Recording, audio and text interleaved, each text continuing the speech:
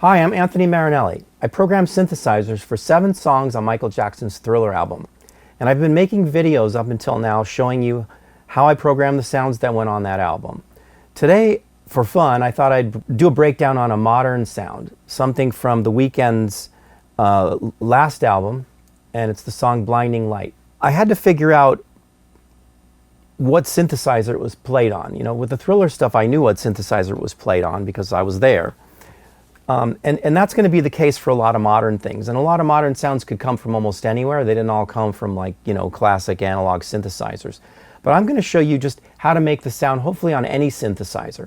I picked the Jupiter 8 because it sounded the closest to me, and it's a polyphonic synthesizer. And I know that with a polyphonic synthesizer, I could get some ring out over the notes. With a monophonic synth, when you play the sound, there isn't going to be ring between the notes. So I knew that wasn't the way to do it. And then I heard that there was like some modulation in there. It was a very chorusy kind of sound, so I could get a good chorus sound with the Jupiter 8. So you want to find a synth where you can get some pulse width modulation, and probably one that has 2 oscillators, so you can get some, like, a little bit of phasing that's going on. And I chose a pulse wave from one oscillator and a sawtooth from the other oscillator. And the reason is that the pulse wave it allows me to get the pulse width modulation, and then the sawtooth wave allows me to get some, you know, point to the sound and just some rich harmonics. So when you put the two together, you kind of get the best of both worlds. It's a wide open filter for the most part. It's a 24 dB per octave low pass filter. That's what I heard. I didn't hear like a thin sound like a high pass filter. And I'm just talking through it because this is what goes through my head. I listen to something, I'm analyzing it. What are the waveforms? Is it a high frequency sound or a low frequency sound? Because high frequency sounds, you can get more pulse width modulation without it sounding out of tune. Low frequency sounds, you may need to like back off the pulse width mod. So with a high frequency sound, I can get a lot of pulse width modulation. And then what's going on with the envelope? So I'm hearing like some sustain and a lot of ring out, you know, so some release time and basically a decay. So that's talking through it. So now let me play the sound in its totality, and then we'll break it down like with the components so that you could hear them and it's not just like talking through it.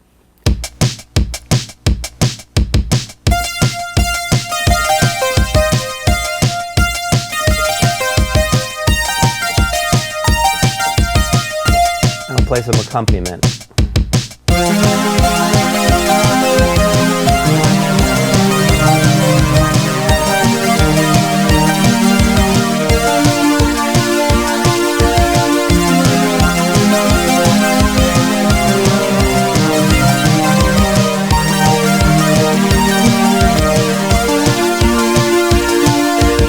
That's a couple run-throughs on the sound with the basic sound by itself and then with some accompaniment, so just so you can hear the chords and how it works.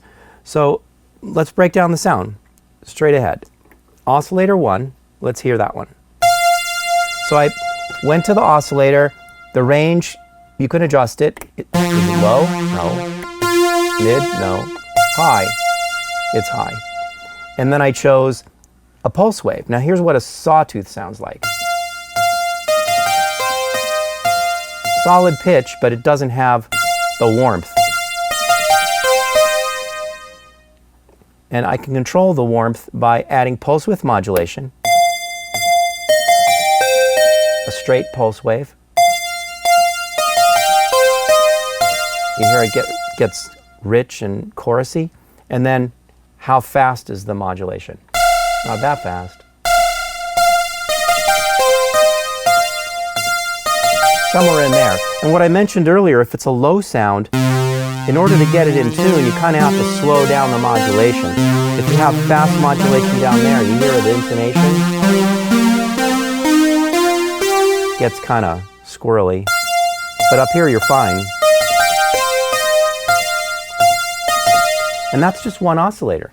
So now, let's hear oscillator 2. I just went with a straight ahead sawtooth waveform, but I did get the pitch up there. It's not down here. It's not in octaves. It's up there.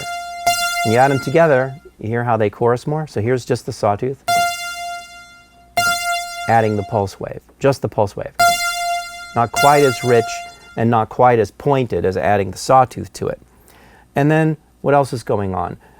I'm using a low-pass filter, and I'm modulating the filter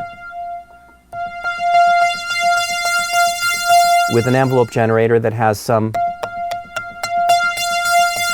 reasonably slow decay time and some release time. And the VCA envelope basically follows suit. It looks pretty much the same.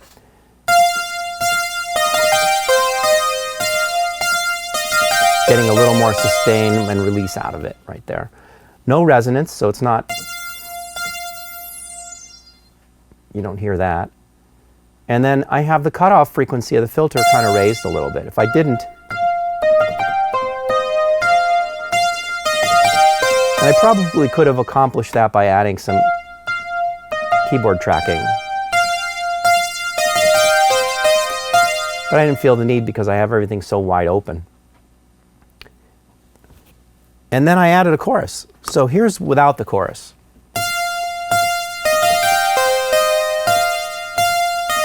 Has both with mod, right? But the chorus kind of steps you up. And that's kind of the case with modern sounds. You're going to find that if you take an analog synth and, you know, get the sound close, you may need to add some delays, some reverb, and even saturation. I find that a lot of modern albums, you know, they do that to the sound. It kind of gives you that extra cut.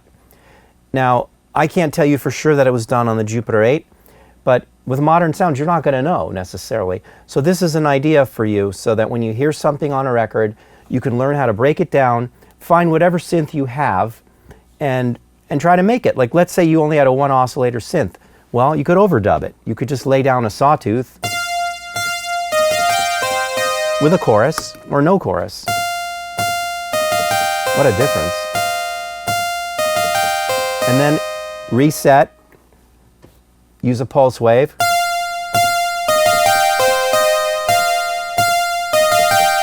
Overdub it, and then use a plug-in chorus, and you'll end up with the same pretty much sound. So there's a lot of ways to go about it. So when you're making modern sounds, learn how to analyze them, get as close as you can, and then try to realize what you can't do if you don't, happen to have a Jupiter 8 in your back pocket. And then reconstruct it, and if you hear something that's missing, try to figure out what's missing, and you can always do it through overdubbing. So that's my breakdown of the Weeknd's lead line sound on Blinding Light. Thank you for following me on social media. I love synthesizers so much, so it's my pleasure to make these videos for you. If you'd like more of these videos, please like and subscribe on this channel.